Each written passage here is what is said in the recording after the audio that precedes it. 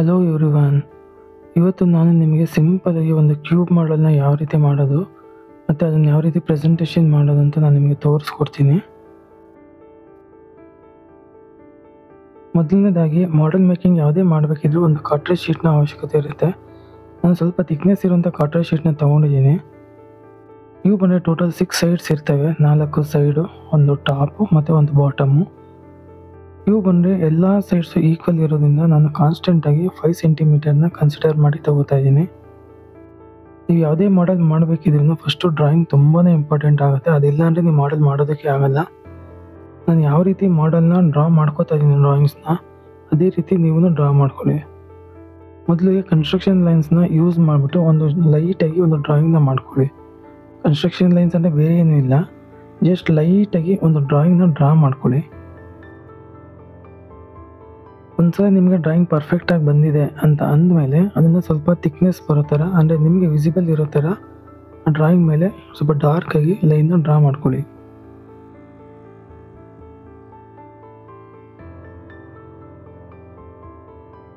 ನಾನು ಯಾವ ರೀತಿ ಡ್ರಾಯಿಂಗ್ನ ಮಾಡ್ತಿದ್ದೀನಲ್ಲ, ನೀವು ಅದೇ ರೀತಿ ಜಸ್ಟ್ ಡ್ರಾ ಮಾಡಿಕೊಂಡು ಒಂದು ಮಾಡೆಲ್ನ ಕಂಪ್ಲೀಟ್ ಮಾಡೋದಕ್ಕೆ ಟ್ರೈ ಮಾಡಿ, ಆಮೇಲಿಂದ ಈಸಿ ಆಗುತ್ತೆ.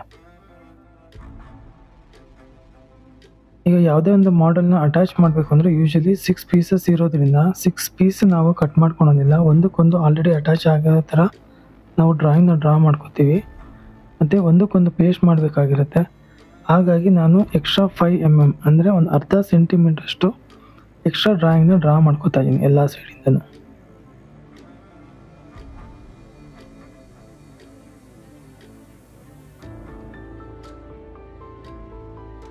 ನೀವು ಆಲ್ರೆಡಿ ಡ್ರಾಯಿಂಗ್ ಏನು ಡ್ರಾ ಮಾಡಿದ್ದೀರಾ ಅದಕ್ಕೆ 5 mm ಅಷ್ಟು ಎಕ್ಸ್ಟ್ರಾ ಡ್ರಾ ಮಾಡ್ಕೊಳ್ಳಿ.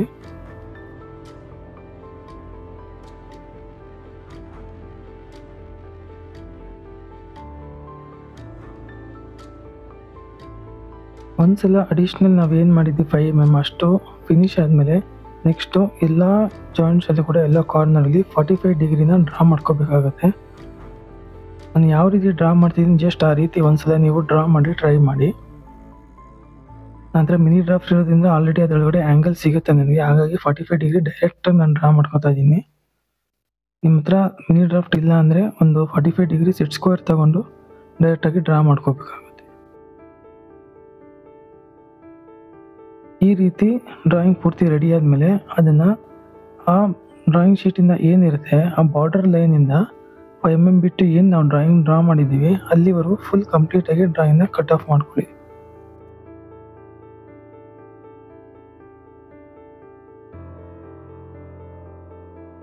ನಾನು ಈ ಡ್ರಾಯಿಂಗ್ನ ಕಟ್ ಮಾಡೋದಕ್ಕೆ ಕೆಳಗಡೆ ಒಂದು ಗ್ಲಾಸ್ ಪೀಸ್ನ ಯೂಸ್ ಮಾಡಿದ್ದೀನಿ. ಯಾವುದೇ ಕಾರಣಕ್ಕೂ ನಿಮ್ಮ ಡ್ರಾಯಿಂಗ್ ಬೋರ್ಡ್ ಮೇಲೆ ಆಗಲಿ ನಿಮ್ಮ ಡ್ರಾಯಿಂಗ್ ಶೀಟ್ ಮೇಲೆ ಆಗಲಿ ಇದನ್ನು ಕಟ್ ಮಾಡಿಬಿಡಿ ಕಟ್ಟರಿಂದ. ನಿಮ್ಮದು ಡ್ರಾಯಿಂಗು ಕೂಡ ಹಾಳಾಗುತ್ತೆ, ಈ ಒಂದು ಬೋರ್ಡು ಕೂಡ ಹಾಳಾಗುತ್ತೆ. ನಾನು ಕೆಳಗಡೆ ಗ್ಲಾಸ್ ಇಟ್ಟಿರೋದ್ರಿಂದ ಅದು ನೀಟಾಗಿ ಕಟ್ ಆಗಿದೆ. ಕಟಿಂಗ್ ಪಾರ್ಟ್ ಮಾತ್ರ ನೀವು ಒಂದು ಗ್ಲಾಸ್ ಮೇಲೆ ಕಟ್ ಮಾಡಿ, ಇಲ್ಲಾಂದರೆ ನಿಮ್ಮ ಹತ್ರ ಯಾವ್ದಾದ್ರು ವೇಸ್ಟ್ ಒಂದು ಟೈಲ್ಸ್ ಇದ್ದರೆ ಮನೆಯಲ್ಲಿ ಟೈಲ್ಸ್ನ ಯೂಸ್ ಮಾಡ್ಕೋಬೋದು. ಒಂದ್ಸಲ ಅದನ್ನು ಆಚೆ ತೆಗೆದ್ಮೇಲೆ ಎಲ್ಲ ಕಟ್ ಮಾಡಿ ಈ ಎಲ್ಲ ಕಾರ್ನರ್ಸ್ಗಳು ಕೂಡ ನಾವು ಏನು ಡ್ರಾ ಮಾಡಿದ್ದೀವಿ ಆ ಥರನೇ ಕಟ್ ಮಾಡಬೇಕಾಗತ್ತೆ.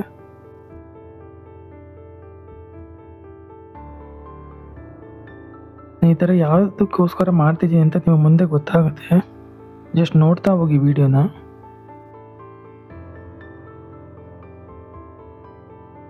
ಇದು ಮೊದಲನೇ ವಿಡಿಯೋ ಆಗಿರೋದ್ರಿಂದ ಕಂಪ್ಲೀಟ್ ಇನ್ ಡೆಪ್ತಾಗಿ ನಾನು ಬೇಸಿಕ್ಕೆಲ್ಲ ಹೇಳ್ಕೊಡ್ತಾ ಇದ್ದೀನಿ. ನೆಕ್ಸ್ಟ್ ಎಲ್ಲ ವೀಡಿಯೋಸ್ಗೂ ಸ್ವಲ್ಪ ಫಾಸ್ಟಾಗಿ ಫಾರ್ವರ್ಡ್ ಮಾಡ್ತೀನಿ, ಮತ್ತು ಇದೆಲ್ಲ ಹೇಳೋದಕ್ಕಾಗೋದಿಲ್ಲ, ವಿಡಿಯೋ ತುಂಬ ಲಾಂಗ್ ಆಗುತ್ತೆ. ಹಾಗಾಗಿ ಈ ಒಂದು ವಿಡಿಯೋನ ನೀವು ಕಂಪ್ಲೀಟಾಗಿ ನೋಡ್ಕೊಳ್ಳಿ, ಬೇಸಿಕ್ನ ಮಾತ್ರ ತಿಳ್ಕೊಳ್ಳಿ.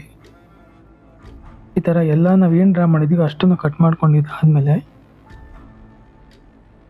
ನೆಕ್ಸ್ಟು ಈ ಒಂದು ಮಾತ್ರ ತುಂಬ ಇಂಪಾರ್ಟೆಂಟ್ ಆಗುತ್ತೆ. ನೋಡಿ, ನಾನೀಗ ಏನು ಕಟ್ ಮಾಡಿದ್ದೀನಿ ಅದು ಡ್ರಾಯಿಂಗ್ ಪೇಪರ್ನ ಅರ್ಧದಷ್ಟು ಮಾತ್ರ ಕಟ್ ಆಗಿದೆ, ಅಂದರೆ 50% ಮಾತ್ರ ನಾವು ಕಟ್ಟರ್ ಯೂಸ್ ಮಾಡಿ ಲೈನ್ ಹಾಕಬೇಕಾಗತ್ತೆ.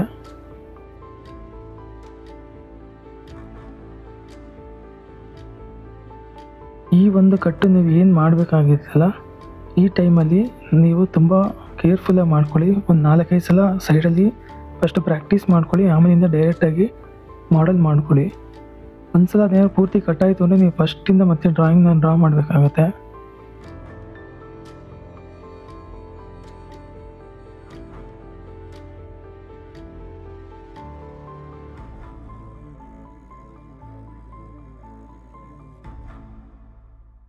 ತುಂಬ ಲೈಟಾಗಿ ಕಟರಲ್ಲಿ ಡ್ರಾ ಮಾಡಲೇಬೇಕಾಗುತ್ತೆ. ಅದನ್ನು ಸ್ವಲ್ಪ ಪ್ರಾಕ್ಟೀಸ್ ಮಾಡಿ, ಒಂದೆರಡು ಮಾಡಲ್ ಮಾಡ್ತಿದ್ದಂಗೆ ನಿಮ್ಗೆ ಅದು ಈಸಿ ಆಗುತ್ತೆ. ನೋಡಿ, ಜಸ್ಟ್ ಒಂದು 50% ಅಷ್ಟೇ ಪೇಪರ್ ಕಟ್ ಆಗಬೇಕು. ಹಂಗಾಗಿ ನಾನು ಹೇಳ್ತಾ ಇದ್ದೀನಿ ಅಂದರೆ ಸ್ವಲ್ಪ ಥಿಕ್ನೆಸ್ ಇರೋಂಥ ನೀವು ಶೀಟ್ ತೊಗೊಂಡ್ರೆ ಕಾರ್ಟ್ರೇಜ್ ಶೀಟು ಮಾಡಲ್ನ ಈಸಿಯಾಗಿ ಮಾಡ್ಕೋಬೋದು. ನೀವು A4 ಸೈಜ್ ಶೀಟ್ ತೊಗೊಂಡು ಮಾಡ್ತೀನಿ ಅಂದರೆ ತುಂಬ ಕಷ್ಟ ಆಗುತ್ತೆ. ನಾನು ನಿಮ್ಗೆ ಆಗಲೇ ಹೇಳಿದ್ದೆ ಕ್ಯೂಬ್ ಅಂದರೆ ಟೋಟಲ್ 6 ಸೈಡ್ಸ್ ಇರುತ್ತೆ ಅಂತ. ಹಾಗಾಗಿ ನಾನು ನಿಮಗೆ ಬರೆದು ತೋರಿಸ್ತಾ ಇದ್ದೀನಿ. ಸೈಡ್ 1, ಸೈಡ್ 2, ಸೈಡ್ 3, ಸೈಡ್ 4 ಅಂದರೆ 4 ಸೈಡ್ಸು, ಒಂದು ಟಾಪು ಮತ್ತು ಇನ್ನೊಂದು ಬಾಟಮು. ಟೋಟಲ್ 6 ಸೈಡ್ಸ್ ಬರುತ್ತೆ. ನೆಕ್ಸ್ಟ್ ಇದನ್ನು ಕಾರ್ನರ್ ಯಾವ ರೀತಿ ಜಾಯಿಂಟ್ ಮಾಡೋದು ಅಂತ ತೋರಿಸ್ತೀನಿ. ಈಗ ನೋಡಿ, ಒಂದು ಕಾರ್ನರ್ ಜಾಯಿಂಟ್ ಆಗಬೇಕು ಅಂದರೆ ನಮ್ಗೆ ಆ 5 mm ಏನು ಬಿಟ್ಟಿದ್ದೀವಲ್ಲ ಅದು ಇಲ್ಲಿ ಯೂಸ್ ಆಗುತ್ತೆ. ಅದಕ್ಕೋಸ್ಕರ ನಾನು 5 mm ತಗೊಂಡಿದ್ದು. ಈಗ ಎಲ್ಲೆಲ್ಲಿ ಡಬಲ್ ಬರ್ತಿದೆ ಅದನ್ನೆಲ್ಲನೂ ಕಟ್ ಆಫ್ ಮಾಡ್ಕೊಳ್ಳಿ ಫಸ್ಟ್.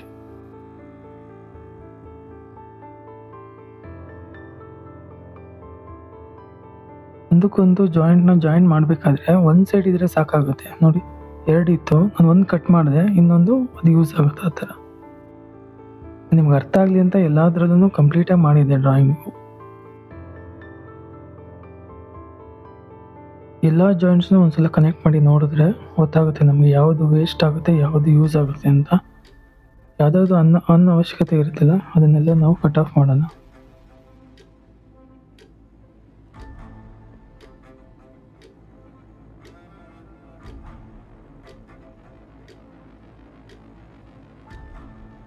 ಈಗ ಅಲ್ಲಿವರೆಗೂ ಓಕೆ ಇದೆ, ಬಟ್ ಟಾಪಲ್ಲಿ ಡಬಲ್ ಇರೋದ್ರಿಂದ ನಾನು ಆ 3ನ ಏನಿದೆ ಎಕ್ಸ್ಟ್ರಾ ತೊಗೊಂಡಿರೋಂಥ 5 mm ಅಷ್ಟು ಅದನ್ನು ನಾನು ಕಟ್ ಆಫ್ ಮಾಡ್ತೀನಿ. ಈಗ ಈ ಒಂದು ಮಾಡಲಲ್ಲಿ ಎಲ್ಲ ಬೇಸಿಕ್ನ ನೀವು ನೋಡ್ಕೊಳ್ಳಿ ಒಂದ್ಸಲ, ಆಮೇಲಿಂದ ನೀವು ಮಾಡಲ್ ಟ್ರೈ ಮಾಡಿ. ನೆಕ್ಸ್ಟ್ ವೀಡಿಯೋಸಿಂದ ನಾವು ಈಸಿ ಆಗುತ್ತೆ ಎಲ್ಲ ಮಾಡಲ್ ಮಾಡೋದಕ್ಕೆ.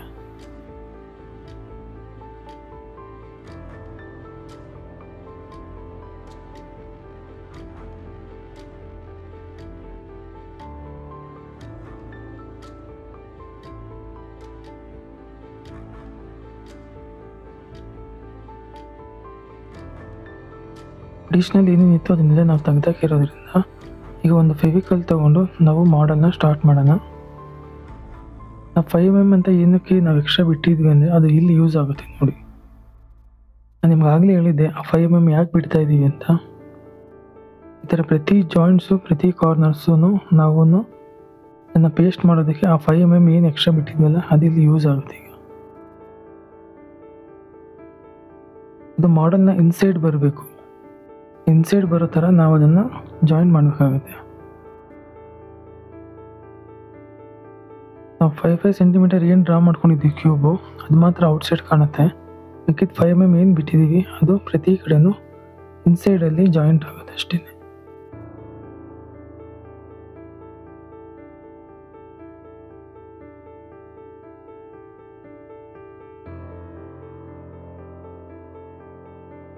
ಕ್ಯೂಬ್ ಮಾಡೋದಕ್ಕೆ ಕೆಲವೊಬ್ಬರು 6 ಪೀಸಸ್ನ ಕಟ್ ಮಾಡಿ ಜಾಯಿನ್ ಮಾಡ್ತಾ ಹೋಗ್ತಾರೆ. ಬಟ್ ಆ ಥರ ಮಾಡಿದ್ರೆ ಪರ್ಫೆಕ್ಟಾಗಿ ಬರುತ್ತೆ ಅನ್ನೋದು ಗ್ಯಾರಂಟಿ ಇಲ್ಲ. ಬಟ್ ಈ ಥರ ಒಂದಕ್ಕೊಂದು ಆಲ್ರೆಡಿ ಜಾಯಿಂಟ್ ಇರೋದ್ರಿಂದ ಈಸಿಯಾಗಿ ನಾವು ಅದನ್ನು ಮಾಡಲ್ನ ಕಂಪ್ಲೀಟ್ ಮಾಡ್ಕೋಬೋದು.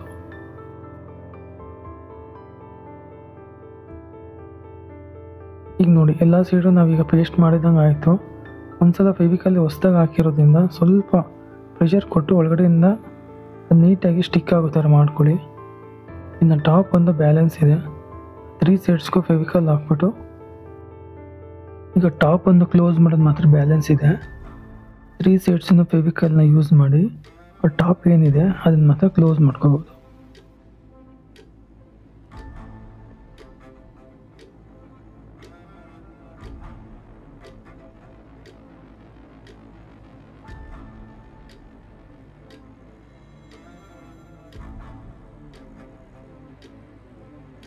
ಈಗ ಕಂಪ್ಲೀಟಾಗಿ ಒಂದು ಕ್ಯೂಬ್ ಮಾಡಲು ರೆಡಿ ಆಗಿದೆ ನಿಮ್ಮ ಕೈಯಲ್ಲಿ. ಬೇರೆ ಥರ ಮಾಡೋ ಮೆಥಡೂ ಇರುತ್ತೆ, ಬಟ್ ಈ ಮೆಥಡಲ್ಲಿ ಮಾಡಿದ್ರೆ ನಮ್ಗೆ ತುಂಬ ಪರ್ಫೆಕ್ಟಾಗಿ ಬರುತ್ತೆ.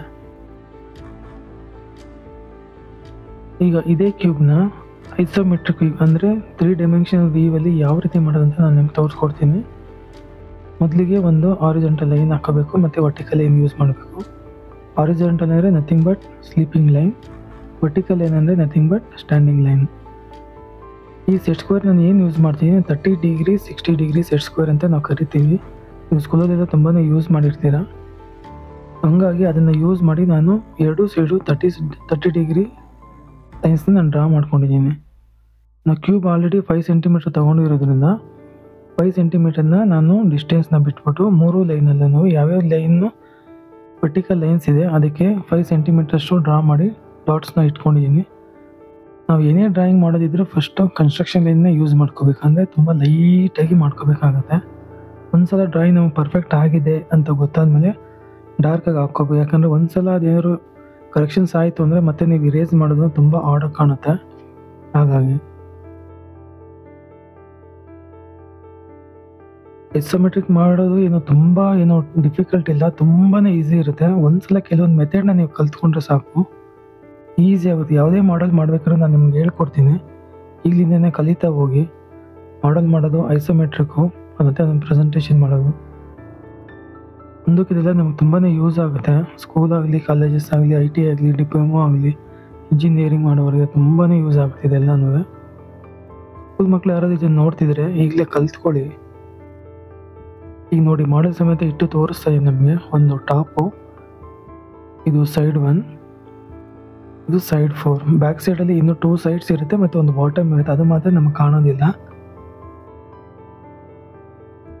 ನಾನು ನಿಮಗೆ ಆ ಸೈಡ್ಸ್ ಏನಿದೆ ಅದನ್ನು ಡಾಟೆಡ್ ಲೈನ್ಸಲ್ಲಿ ತೋರಿಸ್ತಾ ಇದ್ದೀನಿ. ಬ್ಯಾಕ್ ಸೈಡ್ ವ್ಯೂ ನಮಗೆ ಇರೋದ್ರಿಲ್ಲ, ಹಾಗಾಗಿ ಅದನ್ನು ನಾನು ಡಾಟೆಡ್ ಲೈನ್ಸಲ್ಲಿ ನಿಮಗೆ ತೋರಿಸ್ಕೊಡ್ತಾ ಇದ್ದೀನಿ. ನಾನು ಜಸ್ಟ್ ಇಮ್ಯಾಜಿನ್ ಮಾಡಿ ಬ್ಯಾಕ್ ಸೈಡಲ್ಲಿ ಮತ್ತೆ ಇನ್ನೂ 2 ಸೈಡ್ಸ್ ಇದೆ ಮತ್ತು ಒಂದು ಬಾಟಮ್ ಇದೆ ಅಂತ. ಒಂದ್ಸಲ 3D ವ್ಯೂ ನಿಮ್ಗೆ ಕಂಪ್ಲೀಟ್ ಆದಮೇಲೆ ಡ್ರಾಯಿಂಗ್ ಏನಿದೆ ಅದಕ್ಕೆ ನಾವು ಕಂಪ್ಲೀಟಾಗಿ ಪೇಂಟ್ ಮಾಡ್ಕೊಳ್ಳೋಣ. ಒಂದು ಪ್ರೆಸೆಂಟೇಷನ್ ರೆಡಿ ಆಗಬೇಕು ಅಂದರೆ ಒಂದು ಕಲರ್ಫುಲ್ಲಾಗಿರಬೇಕು ಅಂತ ನಾನು ಅದನ್ನು ಪೇಂಟ್ ಯೂಸ್ ಮಾಡ್ತಾಯಿದ್ದೀನಿ. ನಿಮ್ಮ ಹತ್ರ ಇರೋ ಯಾವ ಕಲರ್ ಆದರೂ ಪರವಾಗಿಲ್ಲ. ಟೋಟಲ್ 6 ಸೈಡ್ಸ್ ಇರುತ್ತೆ. ಒಂದು 6 ಕಲರ್ಸ್ನ ಸೆಲೆಕ್ಟ್ ಮಾಡ್ಕೊಳ್ಳಿ. ಟೋಟಲ್ 6 ಸೈಡ್ಸ್ಗೂ 6 ಕಲರ್ಸ್ನ ಹಾಕ್ಬಿಟ್ಟು ಕಂಪ್ಲೀಟ್ ಮಾಡ್ಕೊಳ್ಳಿ. ಅದನ್ನು ನಿಮ್ಮ ಫೇವ್ರೇಟ್ ಕಲರ್ಸು 6 ಕಲರ್ಸ್ನ ಸೆಲೆಕ್ಟ್ ಮಾಡಿಕೊಂಡು ಅದನ್ನು ಕಂಪ್ಲೀಟ್ 6 ಸೈಡ್ಸ್ಗೂ ಡಿಫ್ರೆಂಟ್ ಕಲರ್ಸಲ್ಲಿ ಡ್ರಾ ಮಾಡ್ಕೊಳ್ಳಿ. ನಾನು ಸ್ವಲ್ಪ ಈ ಕಲರಿಂಗ್ ಮಾಡೋದನ್ನ ಸ್ವಲ್ಪ ಫಾಸ್ಟ್ ಫಾರ್ವರ್ಡ್ ಮಾಡ್ತಾಯಿದ್ದೀನಿ, ಯಾಕಂದರೆ ಕಲರಿಂಗ್ ಎಲ್ಲನೂ ಆಲ್ಮೋಸ್ಟ್ ಎಲ್ಲ ಸೇಮ್ ಇರುತ್ತೆ ಎಲ್ಲ ಸೈಡ್ಸೂ. ಹಾಗಾಗಿ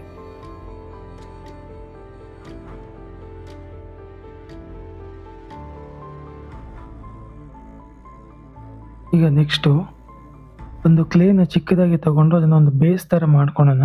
ಯಾಕಂದರೆ ಕ್ಯೂಬ್ ಮಾಡೋದನ್ನ ನಾವು ಸ್ಟಾಂಡ್ ಮಾಡಬೇಕು ಅಂದರೆ ಅದಕ್ಕೊಂದು ಬೇಸ್ ತುಂಬ ಇಂಪಾರ್ಟೆಂಟ್ ಇರುತ್ತೆ. ಕ್ಲೇನ ಒಂದು ಫೌಂಡೇಶನ್ ಥರ ತಗೋತಾ ಇದ್ದೀನಿ. ಒಂದು ಸ್ಟಿಕ್ಕನ್ನ ಯೂಸ್ ಮಾಡ್ಕೊಳ್ಳಿ.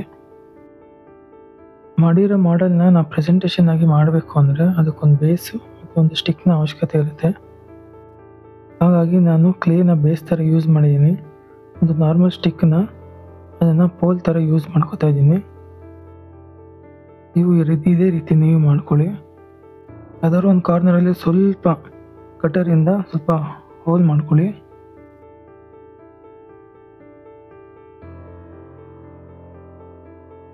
ಹಾಗೆಯೇ ಆ ಸ್ಟ್ಯಾಂಡ್ ಥರ ಏನು ನೀವು ಯೂಸ್ ಮಾಡಿದ್ದೀರ ಪೋಲ್ ಥರ ಅದನ್ನು ಅದರೊಳಗಡೆ ಹಾಕಬೇಕಾಗುತ್ತೆ ಮತ್ತು ಅದನ್ನು ಒಂದು ಸ್ಟ್ಯಾಂಡ್ ಥರ ಯೂಸ್ ಮಾಡಬೇಕಾಗುತ್ತೆ. ಈಗ ನಿಮ್ಮದು ಕ್ಯೂಬ್ ಏನಿದೆ ಅದು ಸ್ಟ್ಯಾಂಡ್ ಥರ ರೆಡಿಯಾಗಿರುತ್ತೆ. ಈಗ ನೀವು ಇದನ್ನು ಯಾರಿಗೆ ಪ್ರೆಸೆಂಟೇಷನ್ ಆಗಿ ಕೊಡಬೇಕು ಅಂದರೆ ನೀವು ಮನೆಯಲ್ಲಿರೋರಿಗಾಗಲಿ ನಿಮ್ಮ ಫ್ರೆಂಡ್ಸ್ಗಾಗಲಿ ಯಾರಿಗೆ ಪ್ರೆಸೆಂಟ್ ಮಾಡಬೇಕಿದ್ರು ಅವ್ರದ್ದು ನೇಮ್ನ ಅಲ್ಲಿ ಬರೀರಿ.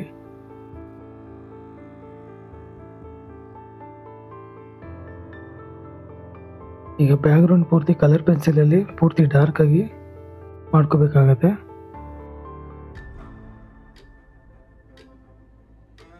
ಇನ್ನೇ ಮಾಡೋದು ಸಮಥಿಂಗ್ ಯಾರು ಡಿಫ್ರೆಂಟಾಗಿ ಇರಬೇಕು ಅಂದರೆ ಕಲರ್ ಪೆನ್ಸಿಲ್ಸ್ ಎಲ್ಲ ಯೂಸ್ ಮಾಡ್ಕೊಂಡು ಡಿಫ್ರೆಂಟ್ ಕಲರ್ನ ತೊಗೊಂಡು ಪ್ರತಿಯೊಂದು ಲೆಟರ್ಗೂ ಸಪ್ರೇಟಾಗಿ ಒಂದು ಕಲರ್ ಮಾಡಿ ಅದು ಪ್ರೆಸೆಂಟೇಷನ್ ತುಂಬ ಚೆನ್ನಾಗಿ ಕಾಣುತ್ತೆ.